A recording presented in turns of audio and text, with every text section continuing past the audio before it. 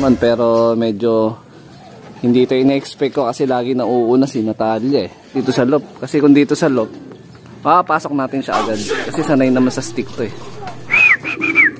ayun o, kagaya nun o, diba?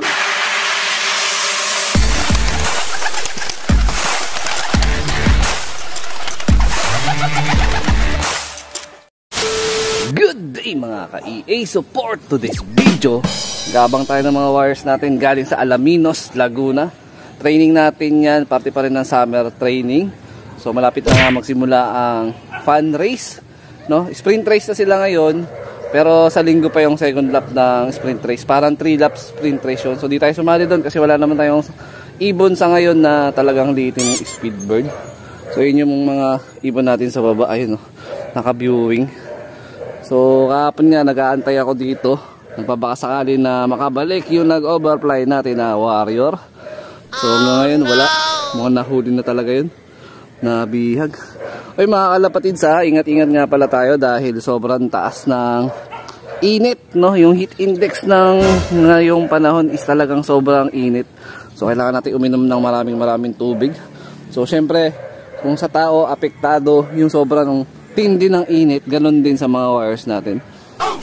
So mabuting bigyan natin sila lagi ng electrolytes pang suporta para di sila ma-dehydrate tsaka mawala sa kondisyon, no? So sa kabila kasi ng ganun, pagka sobrang init minsan nagkakasakit yung ibon. May mga naririnig ako na uso daw yung Gowin light. So monitor natin yung kalusugan ng mga wires natin. Yun, mayroon nang papunta dito na lumilipad, galing na ata ito ng Alaminos. Ayun, no, nagbaklasa na. Hindi, paronda lang mga kalapatids. Ayan, no. Sa mga halaman nga, mapapansin nyo talaga na talagang matindi yung init kasi tuyot na tuyot sila. So, kailangan i-monitor natin yung hydration ng mga wires natin. Ayan, so nandito tayo sa bubong para, ayun, no, kagaya nito, yung mga puno dito sa gilid-gilid, dati maberde pa dyan ngayon, no, tuyot na sila sa sobrang tindi ng init. Ayan, no. So, nag-release yung club namin dyan, mga bandang 6:40 sa Alaminos. Maganda naman yung panahon sa release point. So nag-expect tayo na mga bandang alas 8 o mga 8:10 meron na tayong pauwi. Yung lagi naman natin mabilis na ibon is si Natalia, na hindi ko alam natuloy kung ano talaga yung gender nun, kung lalaki ba o babae, kasi si Mina to, naakala ko noon na lalaki, babae pala, hen pala siya.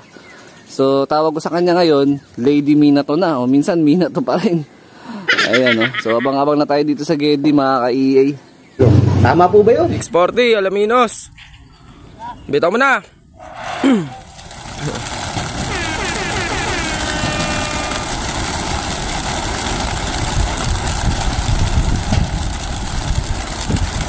A few moments later. Ito na mga kalapatids, so may nagdadaanan na dito, galing training to malamang, oh. At mukhang hindi siya sa atin dahil medyo matayong pa yung lipad niya. Yan, dire-diretso siya dun. Ay, umikot.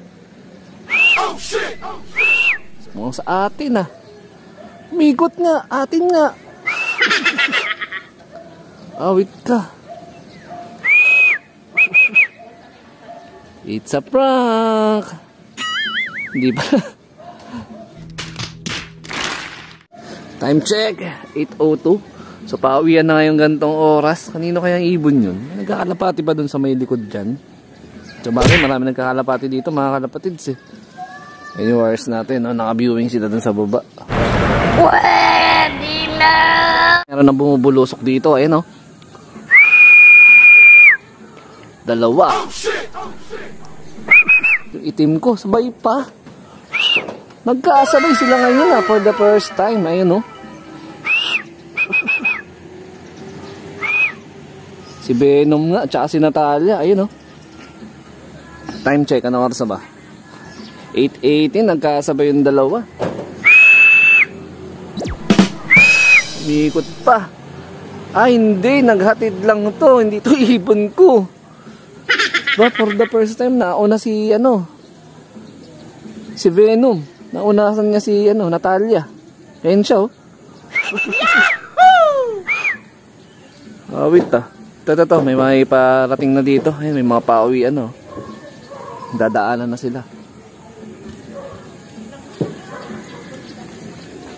Unang beses niyang naungusan sa arrival, pauwian ng ating ibon na si si Natalia. Ayun na si Venom, itim na itim. Lugon kasi yung niyan yung leeg, kaya nare-recognize ko na siya agad kahit malayo. Saan na kaya napunta si Natalia? Medyo kakaiba yung nangyari kay Natalia ngayon Maliban na lang kung nandun siya sa baba, nakasalisi sa atin. Double check ko nga, baba nga ako. So ito na mga kalapatid, si Venom, ayan, nababa na siya. So si Natalia, wala kasi nakasarado to Wala, talagang naunahan siya. Saan na nga natin? Naunahan ni Venom si Natalia ngayon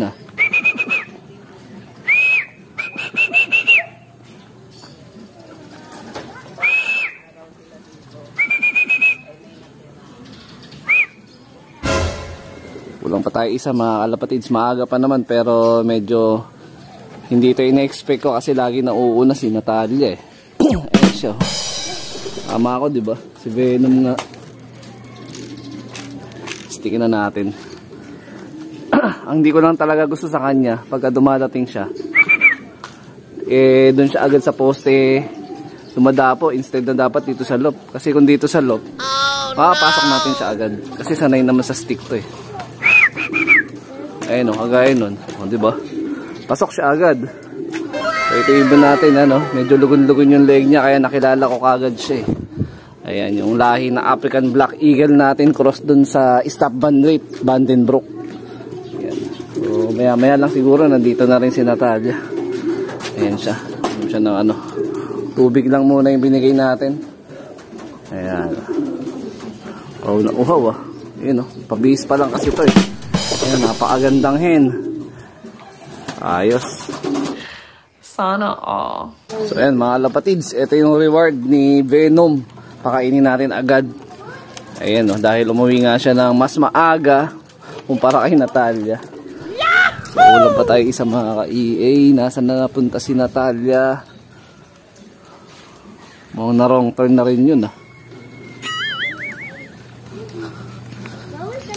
Wala. Antay tayo bahagya. Maaga pa naman Ayun Lugon pa si Venom Kalbo-kalbo pa yung leg niya Ito na si Lady Mina to, di ba? Kaya na si Lehen siya di ba? Ayan tingnan nyo. Pagmasdan nyo yung leg ni Lady Mina to. Ayun balingkinitan. Tama po ba yun? 75 years later. Ito na mga ka-EA Grabe, dumating na yung nag-overtime natin. Nakatatanaw ko na siya. Ito, siya na nga yung nag-overfly natin. So yung nawawala natin si Natalia pa mga kalapatids May paningit kasi sa puti yun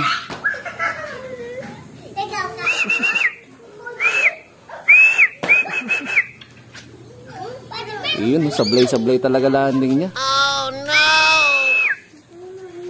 Buti na lang, nakauwi pa to. Hinang-hina na. Uy.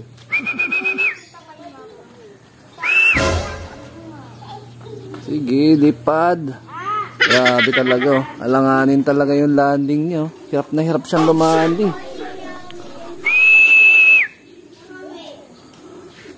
Ay nako, wala.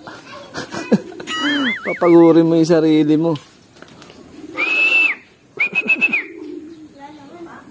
At least nakabaybay pa, pangalawang araw bago nakauwi Gustong gusto niya lang umuwi, wala na. Lumapag na siguro doon, napakagod. Palabasin natin sila tama. Paparescue natin dito. Ito kasi yung nakaraan na nag-overfly natin, batcher naman na to. Ayan, sige.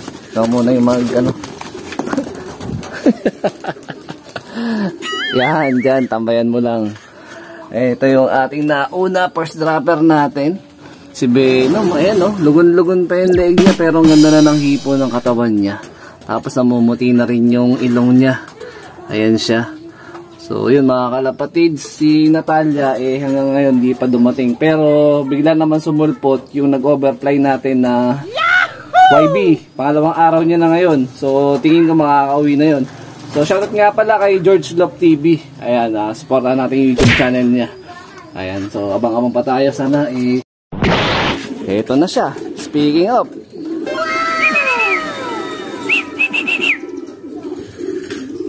Uhaw na to. Bigyan natin ng tubig.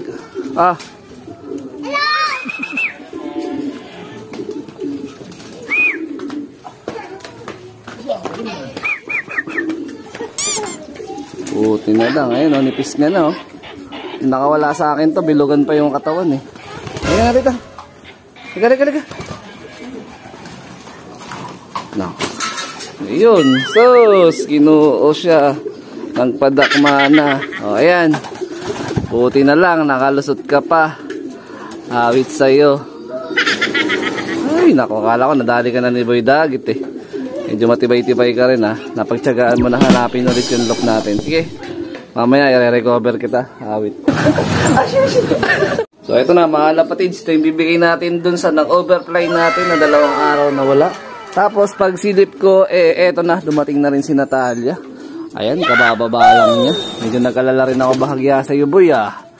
Ayan o. So kompleto na ibon natin. Sabay-sabay na nag-uwi yung mga ibon natin. Lalong-lalo na itong nag-overfly na isa nating warrior. So gagawin natin dito, kailangan to naka-quarantine. Baka mamaya saan na nagiinom to, makahawa pa sa sakit. So dito ko natatapusin yung video na to. Shoutout sa mga solid supporter natin yan. Syempre huwag kakalimutan mag-like, comment, and share. At mag-subscribe. So survive yung nag-overfly. Survive din yung 2 warrior natin galing sa training. So ingat mga kalapatids. Keep safe. God bless. Ayun sila oh. Ayos ah.